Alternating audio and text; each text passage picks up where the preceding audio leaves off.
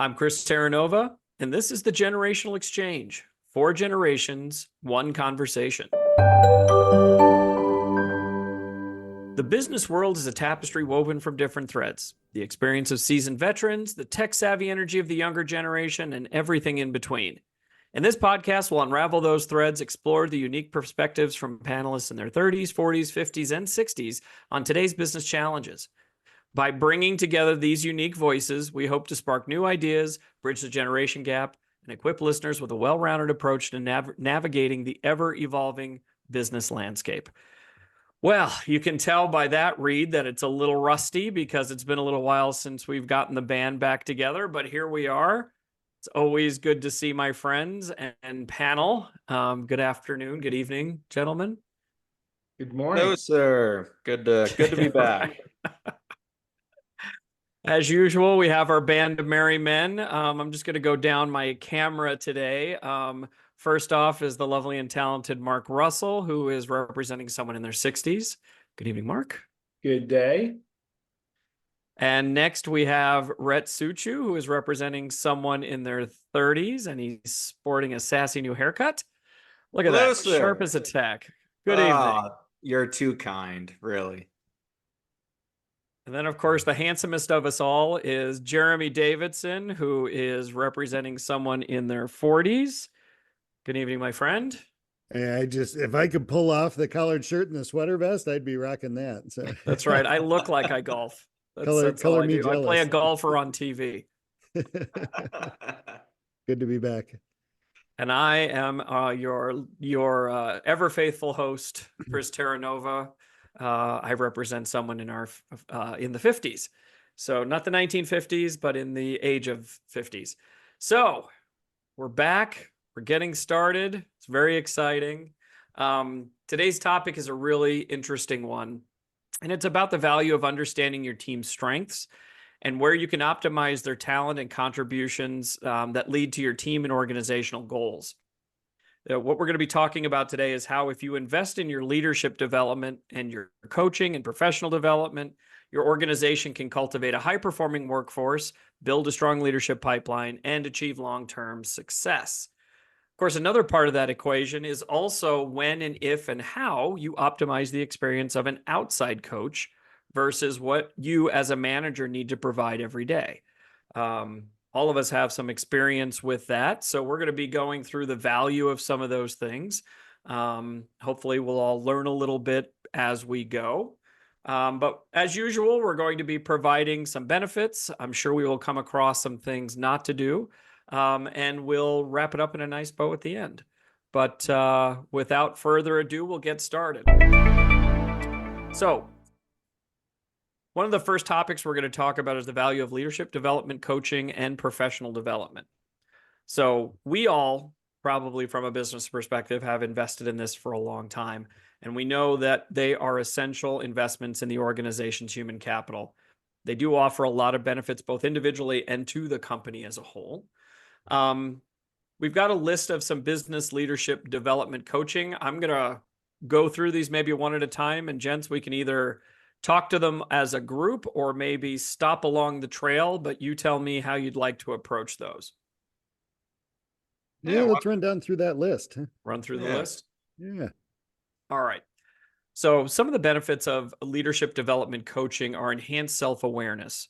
Coaches help leaders identify their strengths, weaknesses, and blind spots, leading to greater self-understanding. There's also improved decision-making. Coaches can sharpen their critical thinking, problem-solving, and decision-making abilities. It provides effective communication. Leaders learn to communicate clearly, persuasively, and empathetically. It leads to increased emotional intelligence. Coaches help leaders develop empathy, build stronger relationships, and manage emotions effectively. It leads to accelerated growth. Coaches provide focused support and accountability, leading to faster career progression. And last but not least, it also leads to boosted confidence. Through coaching, leaders gain confidence in their abilities and leadership style. That was a mouthful, right? But I think overall, it kind of gives you an overview of what leadership coaching can draw from and lead to. But Mark, you've been a leadership coach. You've been my leadership coach. You've done this for years. Why don't we start off with you on this one? All right. Thank you, Chris. So I guess a couple of things. Number one, a lot of these are management principles 101. And again, it's not a podcast if I don't quote a Gallup statistic. So in essence, Gallup will say that 70% of all employees will leave an organization mostly because of their direct manager. And so that level of engagement is directly attributed from that. And in a lot of cases, what I hear from folks and even previous engagements with a company near and dear to all of our hearts, a lot of it said, we didn't have leadership. We didn't have management training. Yes, there might have been some nice out of the box, courses that could be taken. There are a lot of good companies that put in a lot of effort and, time in doing those things. But yet, how do you make it applicable to their job? It's just like when you onboard, HR is there day one, hour 1 and 2, giving you all the benefit information, all the forms that you have to fill out. But do they really talk about why it's important that you are here with us? And here are the attributes that you had that we hired you for from that perspective. So I think, really boiling it down, there's a couple of things that when the managers can get that one-on-one engagement from someone other than their own manager. This past weekend, I had an in-depth conversation with a professor from the University of Denver, and we got into this whole leadership conversation. And even without prompting her, she said, the one thing that I see, especially when we're working with business leaders to make sure our students are ready, a lot of those leaders don't want to show vulnerability. Mhm. And, Lencioni will say vulnerability is a strength. It's not a weakness. So I think that's one of the elements. Secondly, we've talked about this before too. Sometimes managers are promoted for the wrong reasons. They were the rock star individual contributor. Right. They've been there for a long time. The company doesn't want to lose them, so let's promote them into management. Or it becomes a compensation issue. So there's another example of where if the manager is not put into a situation where they can be successful and they're put into management for the wrong reasons, now that's another reason why that employee engagement occurs. And I think the last thing that we can just talk about is when you have those early conversations with your team, and there is an art to having that, right? Set those roles and responsibilities, establish the boundaries for accountability. How are we going to hold each other accountable? These are all the elements that, again, don't come out of a textbook, in most cases, but it's through the real life experience. And certainly I was not the single source of truth.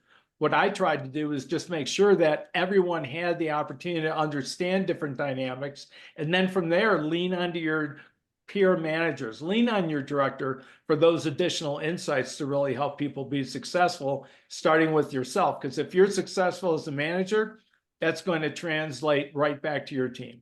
Right. Mm. Right. Jeremy, Rhett, you guys have anything you want to add there? I'm gonna fault you for handing it over to Mark on the I coaching. was gonna say, What in gave the it to world are the we ex- gonna add, Rat? Who gave Mark a Red Bull? gave it to the guy. It's his job first. And we're like, well, I've Jeez, done well, some to follow of up with that, Sure. Well, Jeremy, I'll throw go it back ahead. to Jeremy and Rhett. In your previous roles, when you were moved into management, what type of training did you receive? Because obviously it was the visionary, of Chris's that said, let's bring someone in to help you all, right?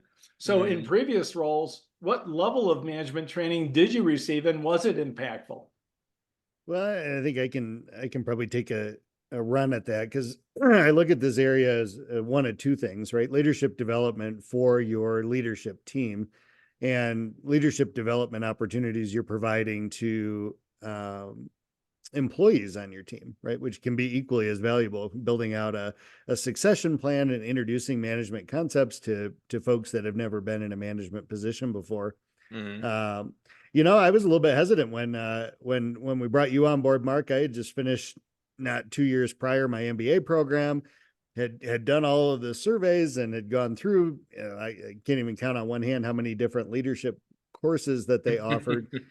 I thought, well, shoot, what in the world is the smart guy going to have to offer us? And you know what? The one thing I really appreciated about the program beyond the Gallup assessment that we did, amongst the director peer group, and then ultimately down to our managers and the direct reports under them, right? It really helped give a good idea of where folks' strengths were, areas for improvement, what they responded well to.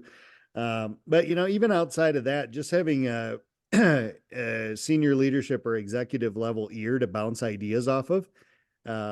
Chris likes to throw that grandfather clock analogy at me, right? He wanted to know the time, and I didn't do the right discovery, right? So the next morning I handed him a grandfather clock, and he said, "Well, shit, I just wanted a stopwatch," right?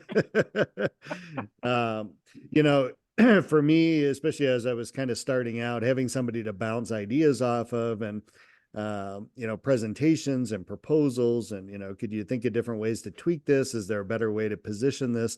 That was great for me. So I think there's probably a nice fine line there between coach, mentor, colleague, peer, Mm. and I think that level of professional development, especially amongst new managers, can help elevate them from I've been put in a management position to I am a new leader within the organization, right? And I think there's a shift Right. there, because people can manage to accountability generally, but are they doing it well? Are they mentoring? Are they coaching? Are they really leading, right? Mhm. People Mhm. quit managers. I don't know that they leave leaders. I think they follow leaders around from company to company. So I don't know. I'm a big fan, and Mark, we got a ton of value out of the work you did with our organization, even amongst our peer group.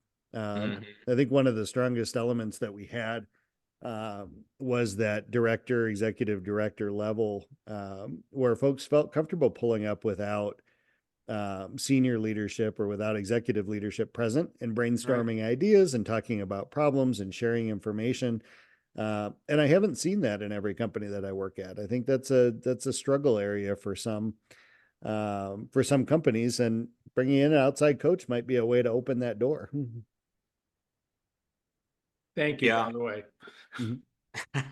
Now Rhett's 3-minute rebuttal. No. Dude, Jiminy Christmas. I mean, obviously everything that they've said is correct in what I would have said, but now we got to find a different layer here. Mark, to your question about, how prevalent or present was that type of coaching before you came around or anything like that? I'd say it was more of a just learn from your manager as much as you could about what effective management was, right? There wasn't really a formal process to it, or this is specifically why we do XYZ, or why we ask this question in this certain way.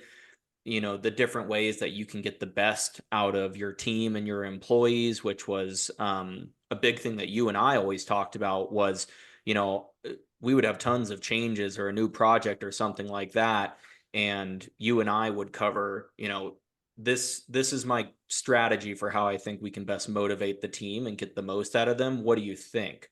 What different angles have you heard of, thought of, coached, professionally learned, and being able to bounce that off you, and then later down the line have you meet with my team even and start building them out, I think added a lot of that concreteness to the natural abilities that you tend to find when you're looking for new managers, right? Giving them, hey, here are kind of the 6 plays you can run in an offense, right? Okay, let's start here, baby steps, and then we'll start throwing the ball. So for me, that was a big part of that, other than trying to just learn as much as possible from my managers as I continued to move up. Well, and again, I just helped execute the vision that Chris had, so we'll give him the last word here. Well, I mean, starting with you and maybe working backwards, right? When I first came to our last organization, we hit that accelerated growth extremely quickly. And one of my biggest fears was I had a bunch of very talented and experienced people, and I didn't want them to cap out at where they could go with their potential.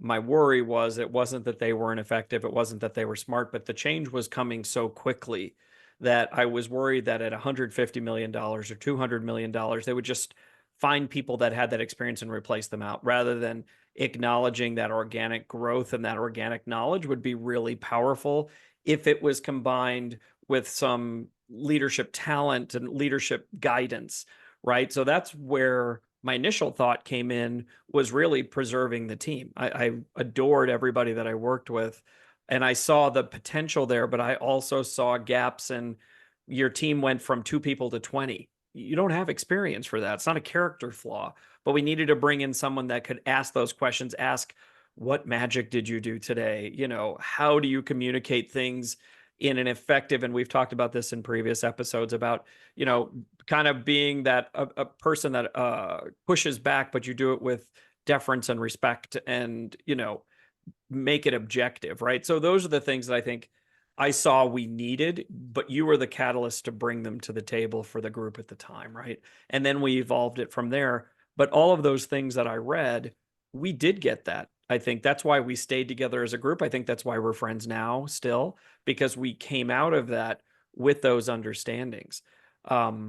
Maybe one thing I'll say too about my past was back at Pearson, back when I first started and I was first put into a leadership position, we had to go through a leadership program. And at the time it was run by Dr. Jeff Borden. And he taught us several things. He taught us all the things that were on that list, and things like enhanced self-awareness. It also taught us how to talk in front of people. When you do have a group, how do you say things and be reflective and recognize that what you say when you're at a certain level has impact?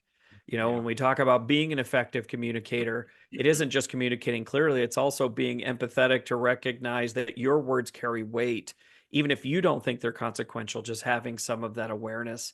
So I'm very grateful that I got put through that, because in my previous roles, I was always at small businesses where you just got thrown into the deep end of the pool, and you know, you can't, you know, this, you figured it out, made a ton of mistakes along the way. And that's when I really started to fine tune my skill set. And I think I really found a place that I enjoyed in being a leader once it was better defined too.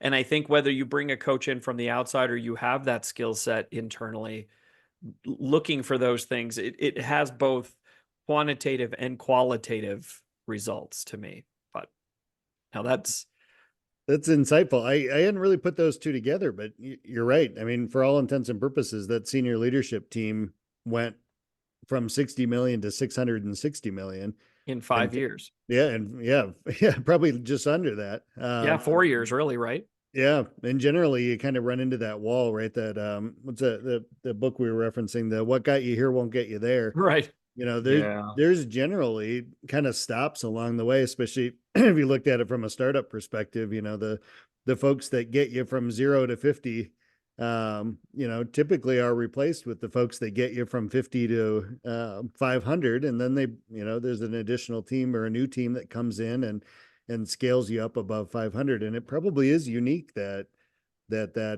senior leadership team was there for that, the entirety of that 10x growth.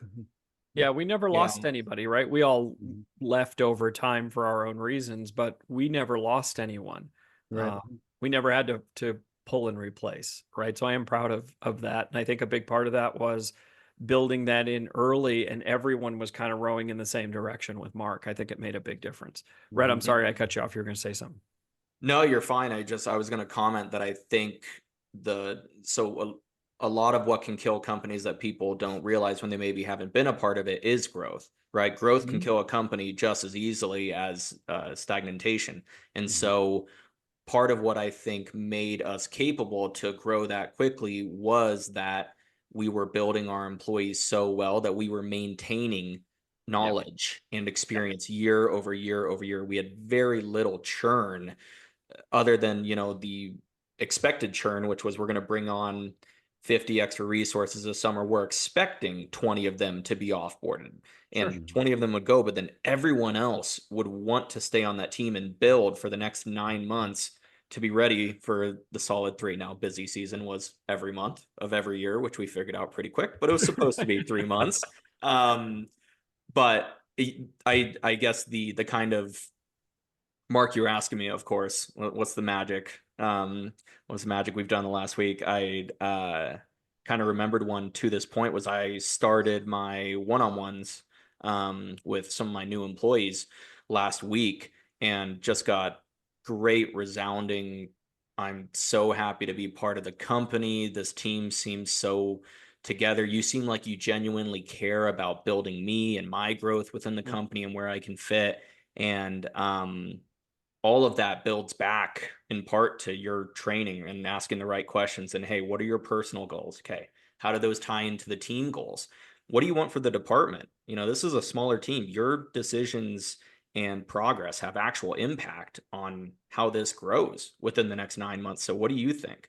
Yeah, and just getting the reaction that you hope for from them, as far as like, I am so much more engaged and wanting to do my best work because of what you're doing as a manager, comes from learning these skills and potentially bringing in a professional to teach it to your managers, right?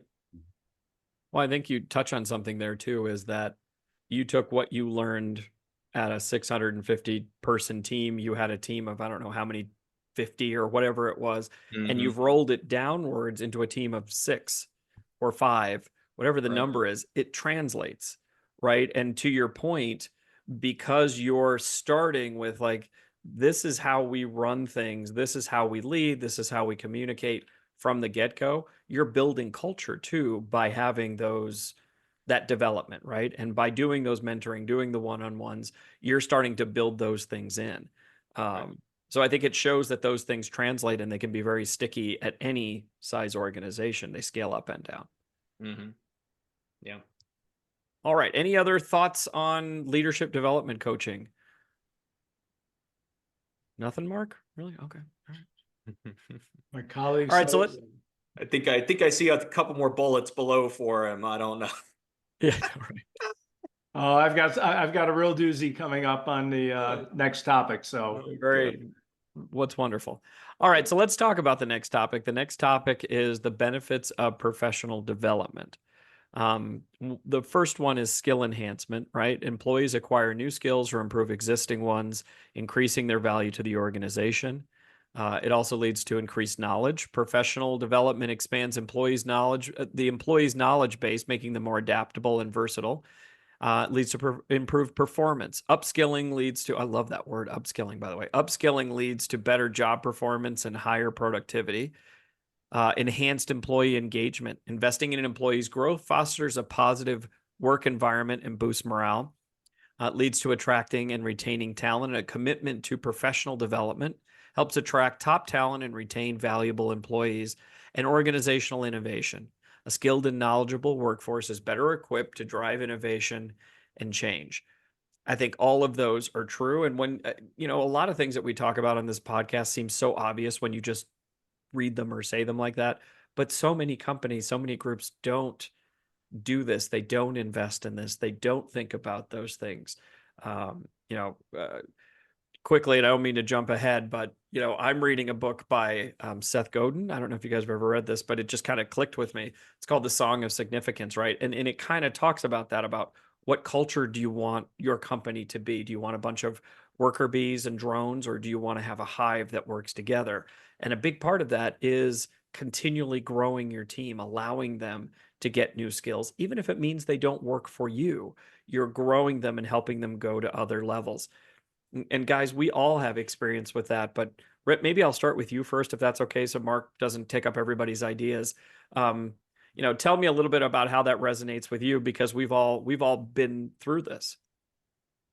Yeah, I mean, I think it hits on or builds on a lot of things we've already discussed a little bit through here, but for me, the benefits of professional development go hand in hand with keeping and developing your employees, right? Which is always a huge statement piece and issue for businesses. How do we keep talent, right? And like Mark was saying, a lot of the times it's okay, we need to pay them more, or we need to promote them, or we need to do this, right? Well, if you can do something like this and bring in professional development where they feel like they're gaining value and they're able to build their skill book and like you said, take it from a 600-person team, a 50-person team to a 6-person company, and that I'm gaining a monetary amount, however much I want to apply to it. Let's say that leadership coaching was worth $20,000 to me that year.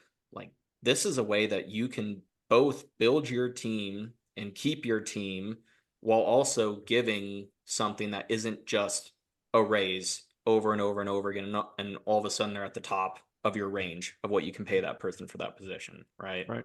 I think there's an interesting point there. Yeah. No, I think that's right. Jeremy?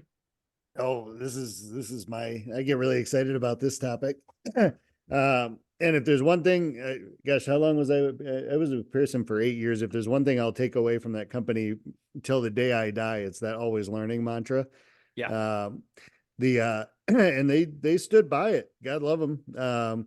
I got my PMP, my CSM 1, 2, and 3, my ITIL, my ITSM, my MBA. Yeah. They truly live that mantra. And I've tried to carry that forward. And to Rhett's point, not every company is willing to invest in that.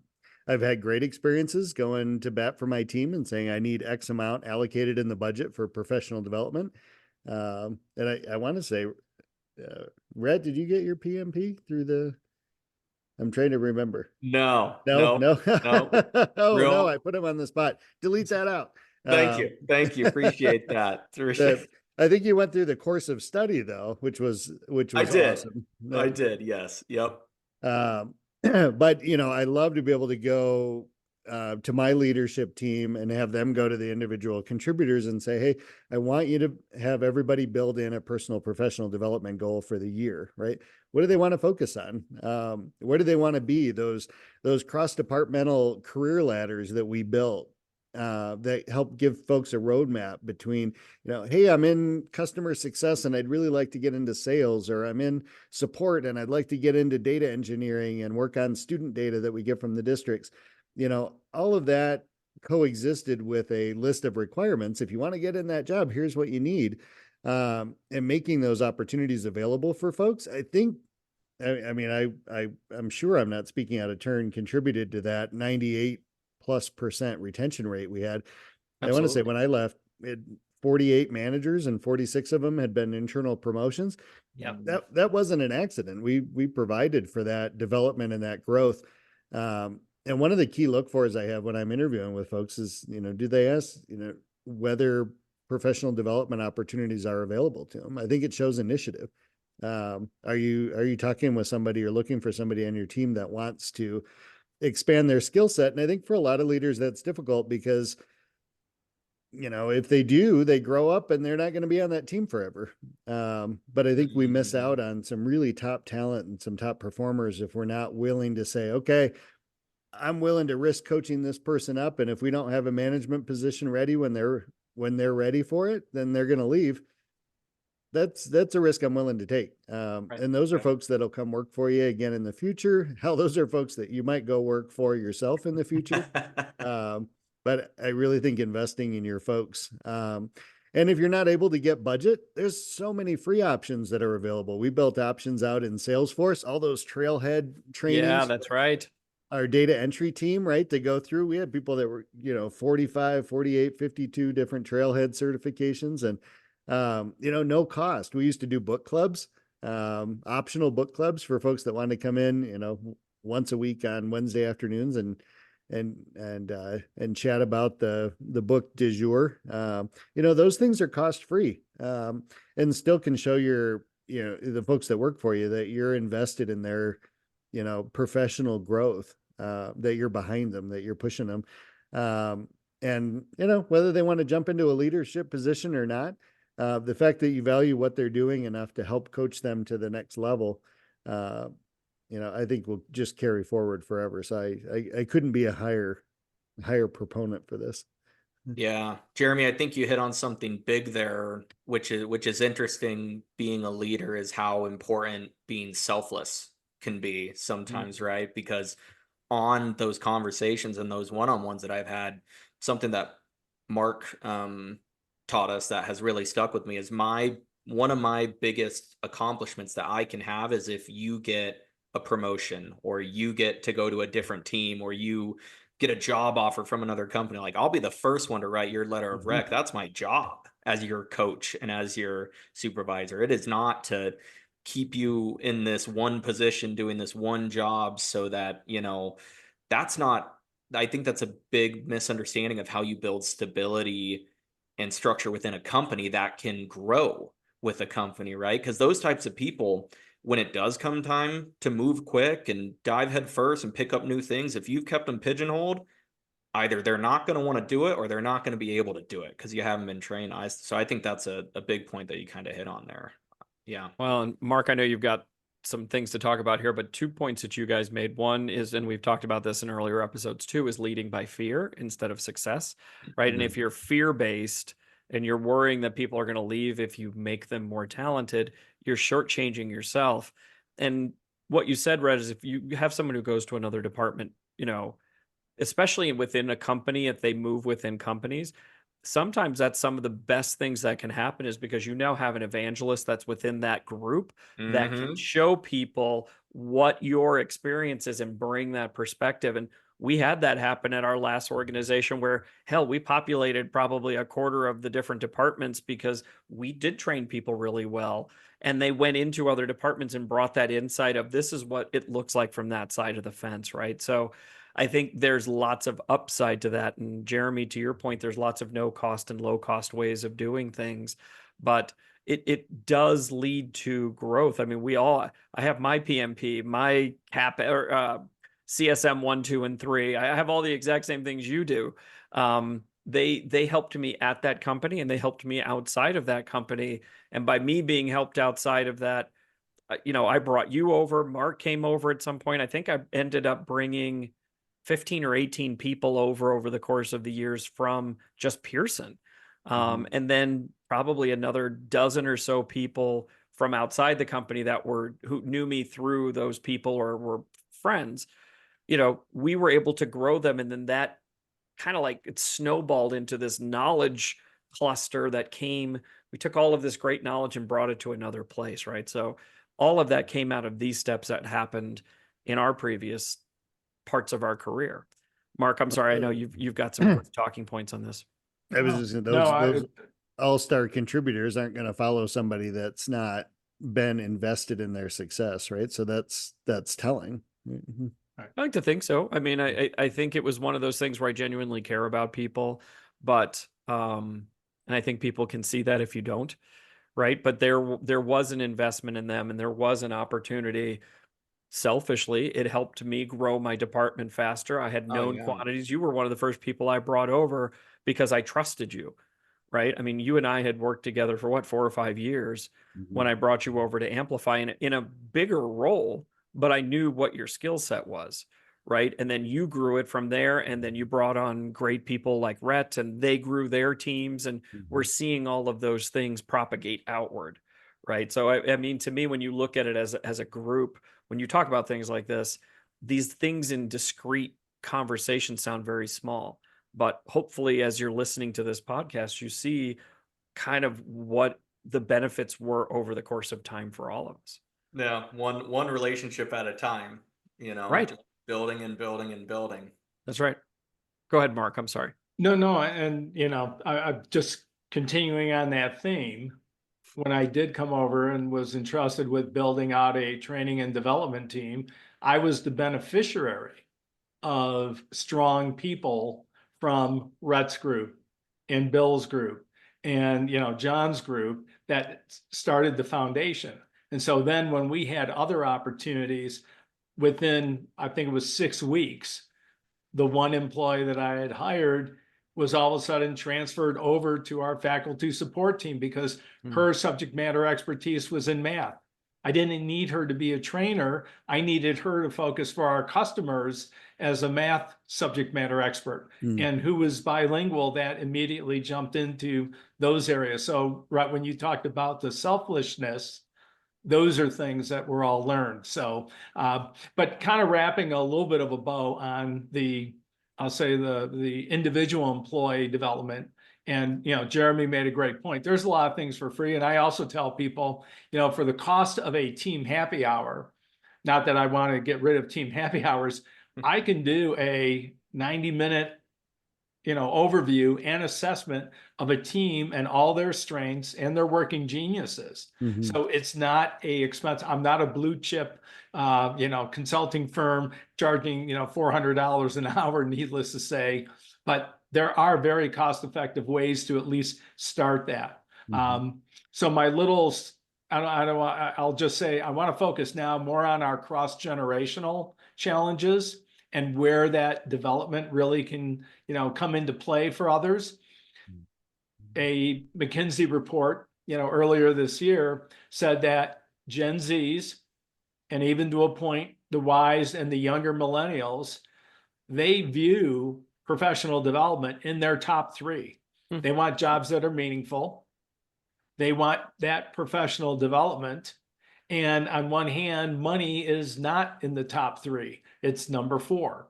So that just reinforces the fact that as we're now working with 6 generations, or I should say there are 5 generations, but they're now splitting up the millennials from either younger millennials or older millennials. So I think if you're under 35, or 38, you're considered a younger millennial, versus over 38, you're considered an older millennial before you get to the Gen Xers.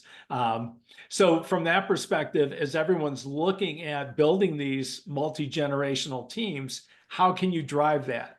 Now, my pain right now is in September, the end of September, Fortune came out with an article. And it stated how many Gen Zs are now being fired within their first 30, 60, 90 days from managers because those managers view that they're unprepared for the work environment. And I've worked with, from my alma mater, a lot of Gen Zs. They're phenomenal. They're great. And I think, like everything else, the truth lies somewhere in the middle. They'll say Gen Zs are going to be the first ones to quit if they don't like the environment, and at the same time, well, how did you advertise that environment? How did you advertise your culture? Because yes, if people aren't experiencing the culture that you say you have, of course, now they're going to leave much quicker. So Yep. again, I think there's a lot of elements of accountability on both sides, on the side of a manager, the side of the employee, right? What were those accountability conversations up front? What did you agree upon?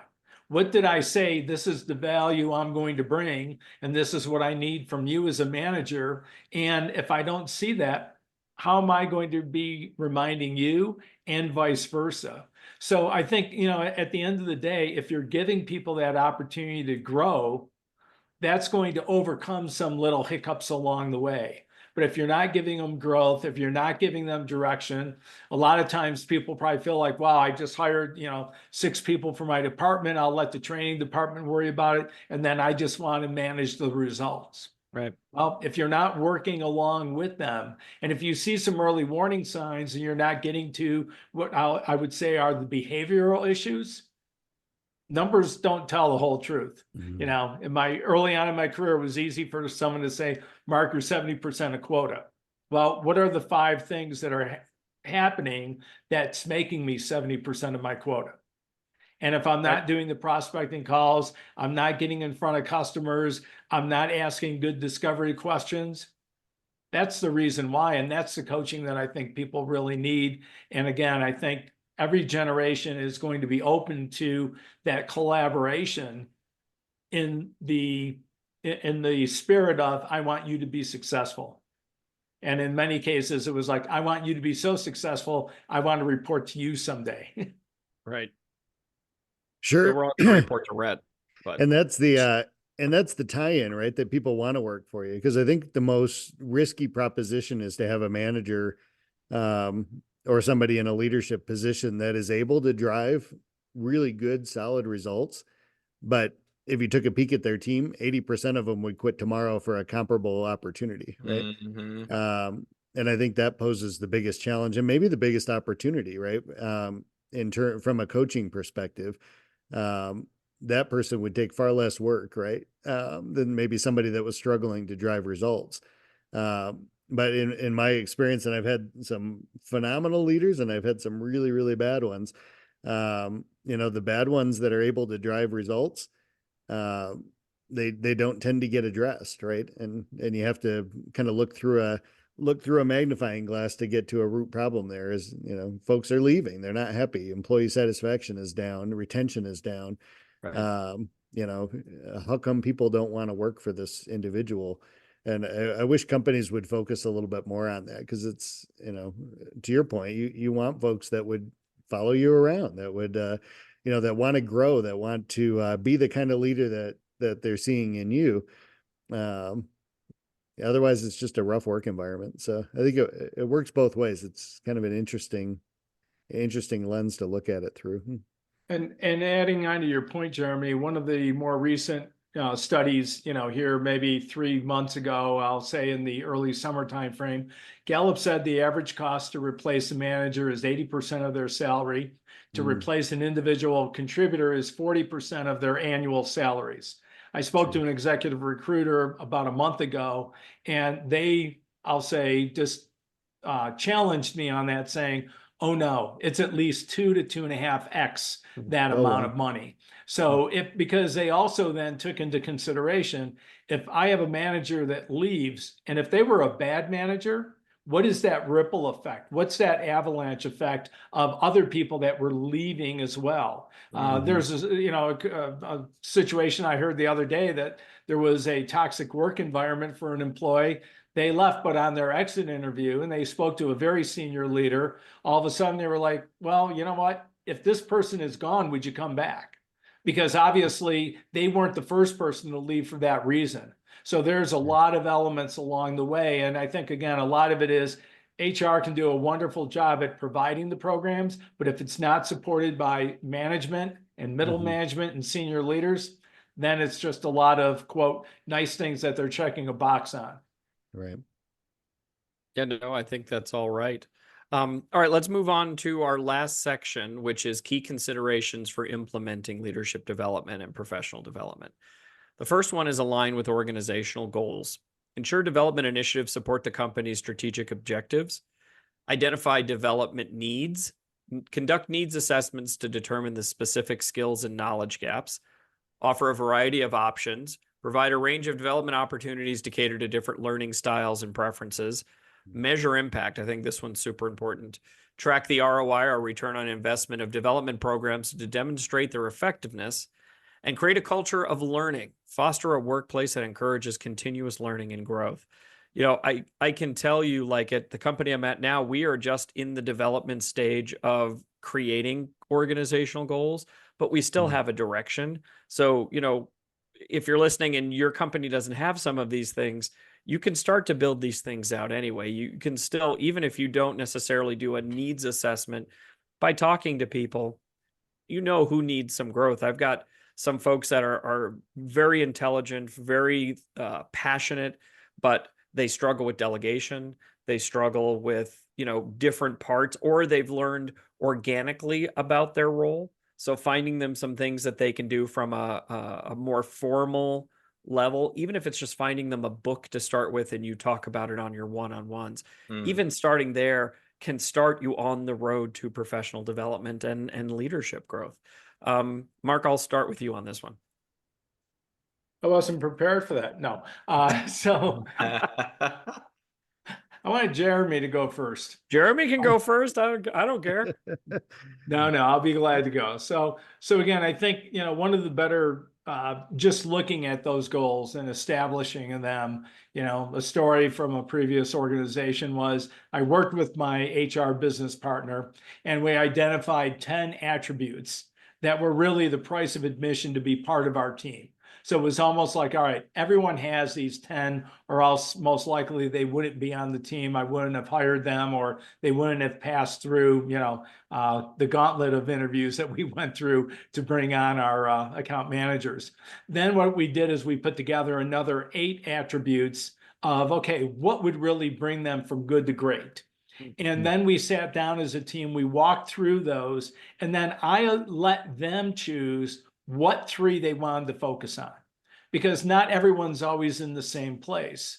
And so it was that customized learning that we did in being able to say, okay, what's going to elevate you? And everyone I'd say 80% of everyone came back to me saying this was the best training because it was stuff that I wanted to achieve.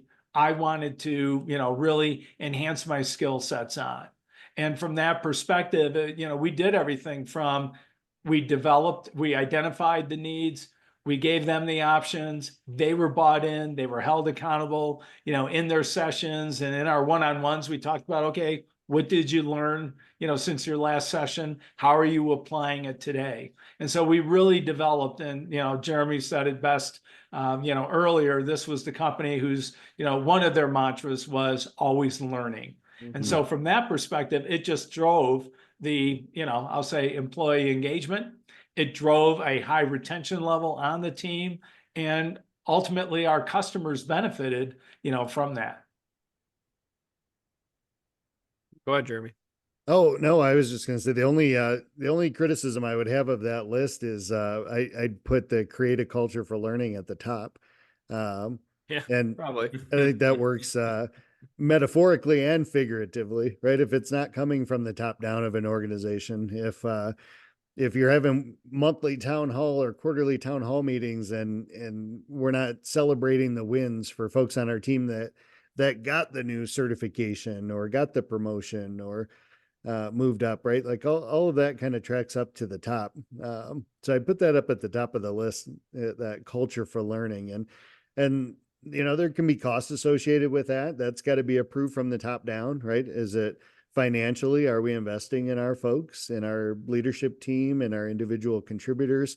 Once you've got that buy-in at the top of the company, I think all the other ones, do they align with organizational goals, identify the needs, offer a variety of options? I really like the measure and impact, because I wonder how many companies actually do that, of, in terms of measuring maybe the number of folks that are taking advantage of those personal professional development opportunities, and how long are they staying with the company? Are they applying for and getting internal promotions or movement? I think that'd be a really neat thing. And I wonder where that falls for measurement, maybe the HR department. But my guess would be there's not enough data and statistics behind it to really incentivize companies that says, hey, you know what, if we give each of our department heads 10 grand this year or 20 grand this year to offer, a variety of options. So we used to say you could get your PMP, you could get your CAPM, you could get your Six Sigma. What type of learning would you like to do this year? And I'd like to see that offered more, but otherwise I really like the list, Chris. I think it'd be an interesting conversation to sit down and stew about. Okay, if there's a company that doesn't have a program like this in place, how do you get that initial traction? Is it a groundswell, bottom up? But I don't think it can succeed without being a top-down priority. I agree, but I think to your point too, if it's not there, I think at different levels can introduce it. And I think that's where the measure impact comes in. It doesn't necessarily have to be this big weighty thing, but if I get $250 so I can buy everybody a book, how do I measure that $250 provided value to the company? It wasn't just throwing $250. Start there, because you might be able to build it from the bottom up and say, I proved this. Now I want $2,000. Another department now wants to start a book club, right? So I hear you, and I think it needs to be an initiative as a company initiative, but where it doesn't exist, the company just might not be developed to that point. There might not be necessarily it's a reluctance. It's just they haven't gotten there, but like I've got somebody on my team, just quickly, Mark, somebody on my team who is in a services position, and he would love to go into more development.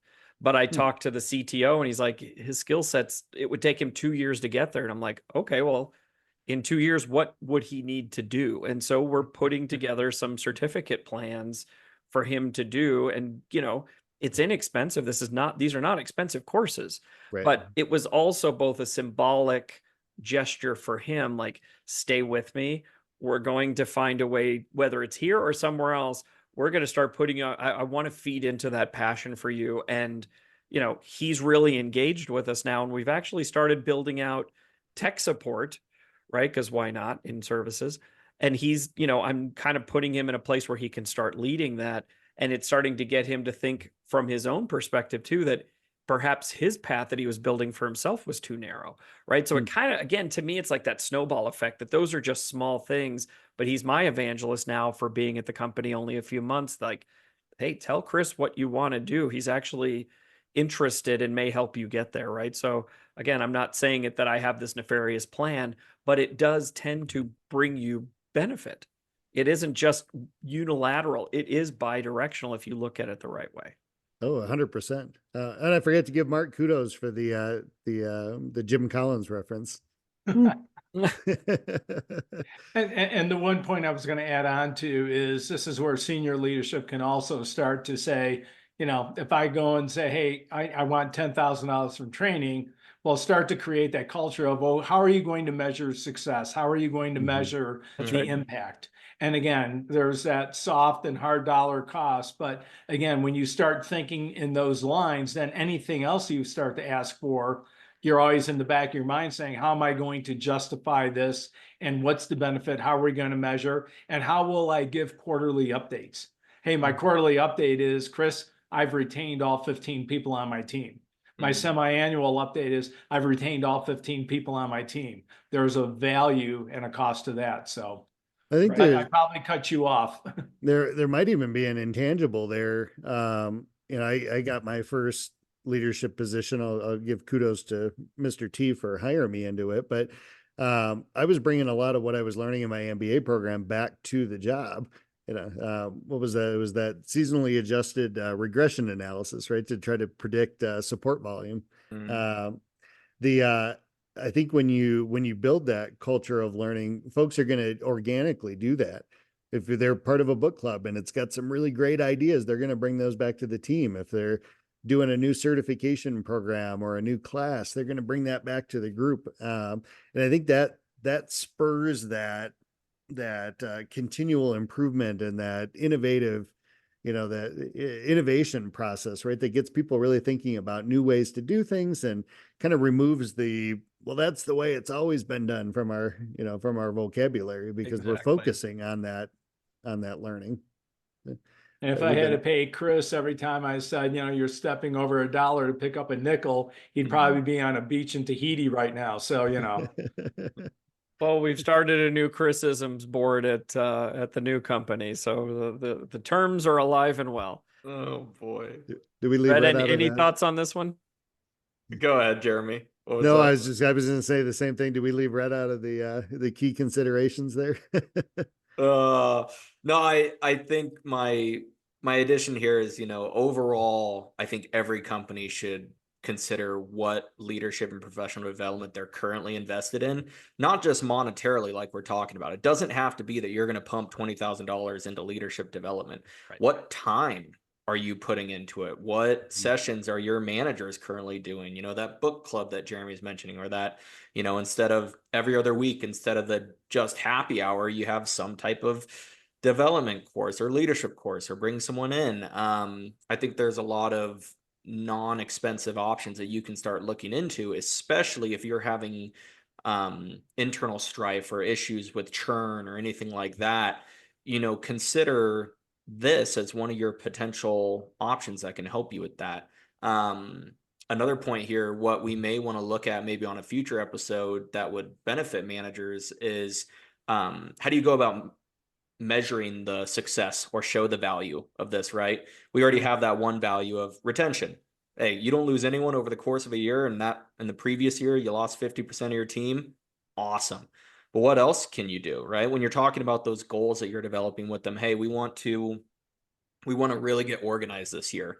Okay, well, one of your stats can be, hey, this year we developed and created 250 processes across the company that are now shared with the sales team and everyone else, so that everyone is on the same page. And what that has allowed us to do is to operate much more efficiently, and there's far less confusion between the teams. That value in part came from your leadership development and your professional development, right? I think it's interesting to think of those, because you don't think of a process document as a number type of thing, right? You're like, oh, we just created a process document. It's what you do. All right, well, how many did you create the previous year? 0, because you're already 100% up on Right. something you're looking You've already into. doubled your output. Yeah, and to this kind of point here, as we're talking about it, I figured I'd go ahead and provide some of the questions that I have on my one-on-ones and how I'm kind of working on developing my employees, to give the listeners kind of an idea of a way that you can go about asking these questions. And this isn't the full list by any means, but it's something you can always start with. What accomplishments are you most proud of, and how can we build upon them? What skills do you want to develop or improve? What resources or support do you need to reach your goals? How do your personal goals align with the team's objectives? How will we measure your progress? What goals do you have for the department as a whole? What is the timeline for completing these goals? How can the team support you in reaching your goals? And how will achieving these goals impact your role in the team? Again, this is not a, you could ask those questions 10,000 different ways, and feel free to, but that type of idea or getting started, I think, can be really beneficial. So figured I'd share some of those. It's opening the door to the conversation, right? Right. Well, and it makes it, like we were talking about earlier, it makes it bi-directional. It isn't just either what the company can do for you or what we expect from you, but bi-directionally, how do we incorporate where you want to go with where the company's going, right? I think that's really smart. And again, it shows you can do that at any size organization with any group of people. You can do it with one, or you can do it with 1,000. All of these skills translate. And I think that's the exciting part to me, is it's not like, well, when you get to this point, we bootstrapped crap for years. We didn't have any money to do anything, right? I mean, we did. We just many threw Google things Docs, together right? and hoped How for many the Google best. Docs? Oh yeah. Right? But we did it, and you know, as the budgets got bigger, as we were able to do things more professionally, we leaned into that. But we knew what we wanted. We just had to figure out sometimes how to do it. And you know, last point, when we were talking about the book club, Jeremy, one of the things that this was your idea, and I still, to this day, I think it was such a smart idea because you incorporated a different type of learning into the book clubs, was we had everybody present a chapter and they had to use a different presentation tool. So if somebody used PowerPoint, you couldn't use it again. It had to be something else. And I think you found 2 or 3 that I'd never heard of any of this stuff, right? I think it was one of the first times I saw like a Kanban board or something, but it You had the forced you to be cartoon one. What's that? You had the cartoon one. The cartoon one I did was have the cool. card. That's right. That's right. But I mean, we all learned a little bit there. That is also professional development. That's Sure. also leadership development. So don't get pigeonholed into this. You've got to hire a $100,000 consultant. If you can, start small, prove the point, use the measures to say, you know, you hit it right on the head. It doesn't necessarily have to be monetary too. What's the impact can be monetary, but it can also be process improvement. It can be quality improvement. It can be efficiency improvements, all kinds of things. Happiness quotient goes up with your team, right? They're happier Sure. employees, so they stay. There's all kinds of ways to do this. So, anyway, any final thoughts on that, gentlemen, before we wrap her up for the evening? No, so we basically decided it's a good thing, right? I think good. so. I know sometimes we can be a little ambiguous when we get started on a topic, but you know, we're big fans here. That's right. That's right. So, you know, to close it out, by investing in leadership development, coaching, and professional development, organizations and teams can cultivate a high-performing workforce, build a strong leadership pipeline, and achieve long-term success, which I think we've spoken to, we've given examples, you know, all of that. You know, when we talk about this stuff on this podcast, everybody, we're speaking to each other, you know, it really is from the heart. It's genuine. These are our experiences. And I find it fascinating every time we do this, that we can, you know, we have experience in so many of these things, and it's not just this formal work, but anybody can learn from these things. Right. So I hope us telling our stories, and some of us pontificate more than others, but you know, hopefully you get something out of it and there's some value there. I hope Jeremy's over on that side, not me. All right. And with that, with that, thank you for joining us on this episode of the Generational Exchange. As always, we hope the conversation between these generations sparks some new ideas and help you see the business world from fresh perspectives. Please don't forget to subscribe if you're new for more insightful discussions across the generations. And if you have a burning business question or you'd like to be a guest on our show, just as a kind of a teaser coming up, we have about 5 people in the pipeline that we're going to be interviewing that are different business leaders from across the business spectrum. So make sure you're listening for that. It's going to be very exciting. And they found us at our email, which is cmsrconsulting@gmail.com. So until next time, from all of us here at the Generational Exchange, as always, thank you for listening and happy learning.